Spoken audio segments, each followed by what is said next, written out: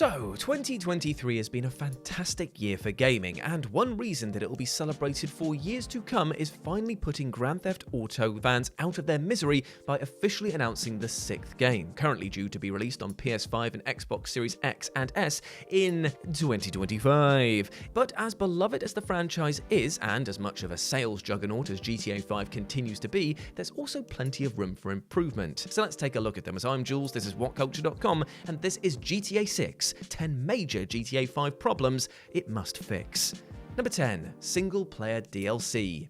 Despite GTA 4 boasting two extremely successful and well-received pieces of single-player DLC, The Lost and the Damned and The Ballad of Gay Tony, GTA 5 didn't release a single sliver of downloadable content for its campaign. Now, given the popularity of the game's offline component, that was a huge bummer to those with minimal interest in GTA Online, especially considering the obvious potential to expand the storytelling canvas. Rockstar's official explanation is that single-player DLC never happened due to their time being taken up by porting the game to next-gen platforms, managing GTA Online, and developing Red Dead Redemption 2. All the same, it can't help but feel like a missed opportunity, and while there's every possibility that Rockstar will simply double down on this approach and follow the multiplayer money for GTA 6, fans can only hope that they've optimized their operation this time around and have carved out some time to produce a little snack of DLC.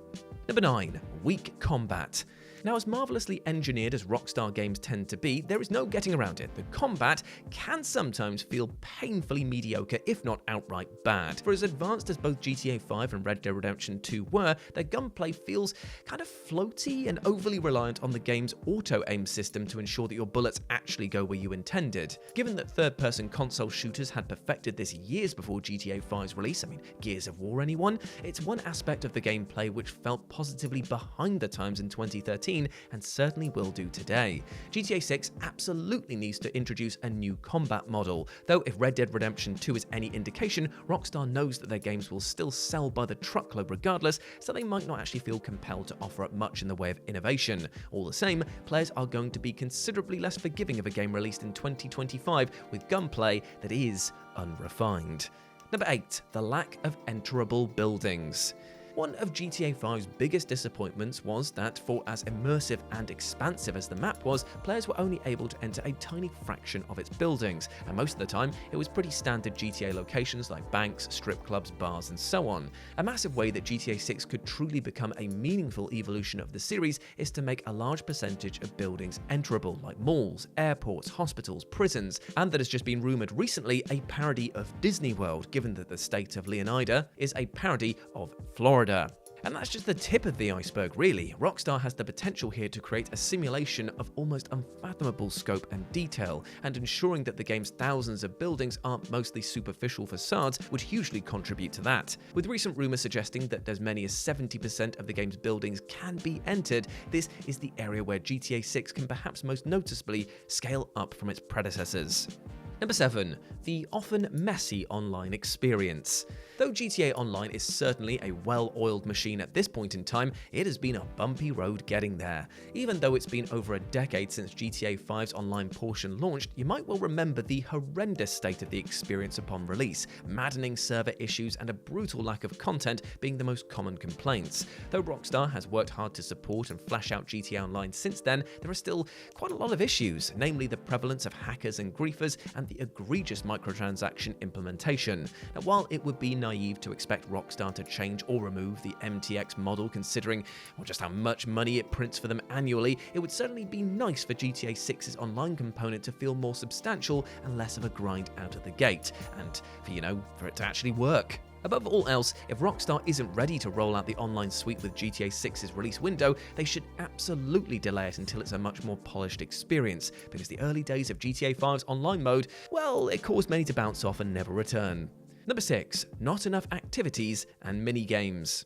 For as beautifully rendered as GTA 5's Los Santos is, many players complained that the game's world didn't actually feel alive enough, and that it was lacking the absurd abundance of things to do in earlier games, especially the positively stacked GTA San Andreas. Though GTA 5 certainly did boast a bevy of activities and minigames such as golf, tennis, hunting, going to the movies, and so on, the majority of them were relatively shallow and repetitive mechanically, ensuring that they didn't sustain interest long-term. GTA 6 would do well to massively up the number of things that players can do do outside of missions, from more familiar sports to activities inside the aforementioned enterable buildings, the long-absent vigilante paramedic firefighter missions, and also some truly out-there concoctions that we can't even imagine yet. Last year's gameplay leaks do suggest, at least, that GTA 6 is going to be absolutely slammed with points of interest, including but certainly not limited to fishing, backyard wrestling, hovercraft racing, running a drug lab, and visiting museums. Oh, isn't that nice? By overwhelming players with a rich platter of events and activities, GTA 6 can truly become the ultimate GTA game.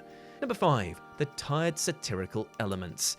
Now, satire has been the GTA series' bread and butter since the very beginning, hilariously lampooning primarily American culture with savage wit, but not exactly doing it subtly. All the same, many felt that GTA 5 over-egged the satirical pudding quite a lot, with its relentless potshots at capitalism, conservatives, Hollywood, the police, and so on, feeling like low-hanging fruit, and in their over-the-top nature made GTA 4's send-up of the American dream feel positively restrained. Series writer Dan Houser has previously implied that the absurdity of American culture post-GTA 5, namely Donald Trump becoming president, had made it incredibly difficult to satirize, and so GTA 6 certainly has its work cut out in that regard. Now, the trailer makes it clear that the game will be mocking the state of Florida as its nexus point for mind-boggling shenanigans and the whole Florida man phenomenon, but can it really sustain an entire game world on that? Actually reining back the satire a little and making it more subdued as in earlier GTA games might actually be the best way to go, or at least finding some new targets which won't seem so played out. Do we really need paper-thin parodies of Trump and Elon Musk when the jokes have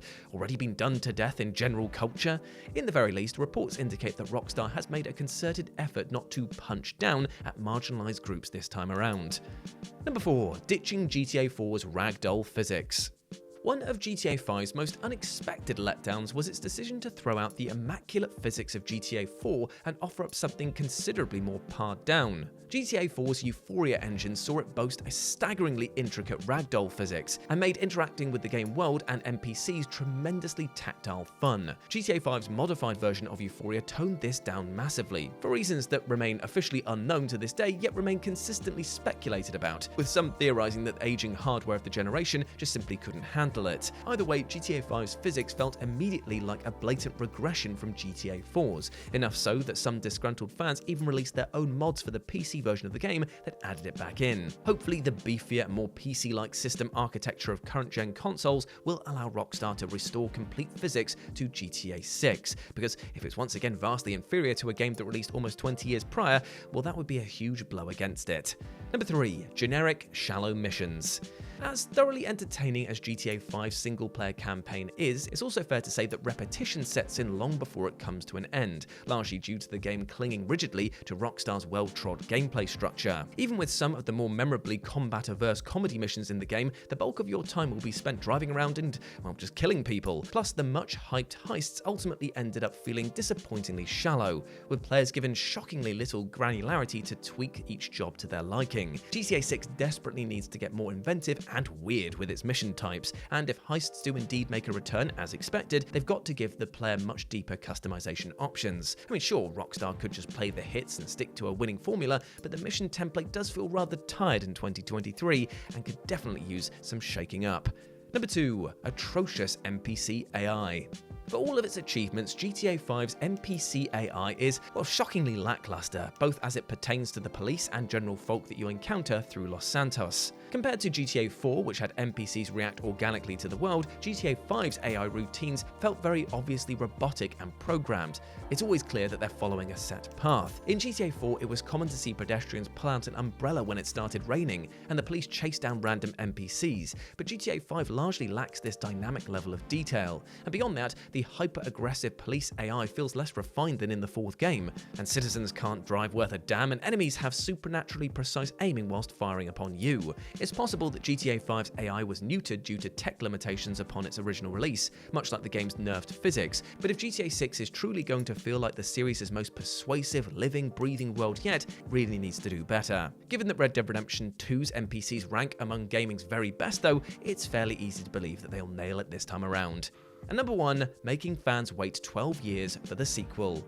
With GTA 6's trailer announcing an apparent 2025 release date, it'll hit stores around 12 years after GTA 5 first released in September 2013. An almost unthinkable chasm of time for the sequel to any hugely successful video game. And though between the still lucrative GTA Online and Red Dead Redemption 2, Rockstar's coffers certainly haven't suffered. For anyone who loves this franchise as a predominantly single-player experience, well, that gap is brutal. Fans have already been not so jokingly speculating about when GTA 7 will come out, and if it follows the development cycle of the 6th game, won't hit stores until around 2037, by which time the PlayStation 7 will almost certainly be out. And if you want to be a little too real about it, some of the people excited for GTA 6, well, they might not live to see the 7th game. But it doesn't have to be this way, though we have no idea what Rockstar will work on next, a third Red Dead Redemption, GTA 7, or an entirely new IP. The fact that GTA Online's early growing pains took up so much dev time shouldn't be something that's repeated here. Of course, GTA 6's iteration of GTA Online will be the company's focus for the foreseeable future, but with the game's infrastructure firmly cemented at this point,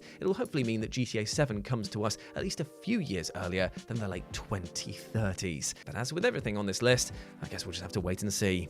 And there we go, my friends. That was GTA 6, 10 major GTA 5 problems it must fix. I hope you enjoyed that, and please let me know what you thought about it down in the comment section below. As always, I've been Jules, and you can go follow me over on the FGS or Future Game Show YouTube channel, where I'm doing all of my gaming content going forward, and it'd be great to see you over there. Hope you're treating yourself well. Big love to you, my friend, and remember, above all else, you're a massive ledge. I'll speak to you soon, alright? Bye.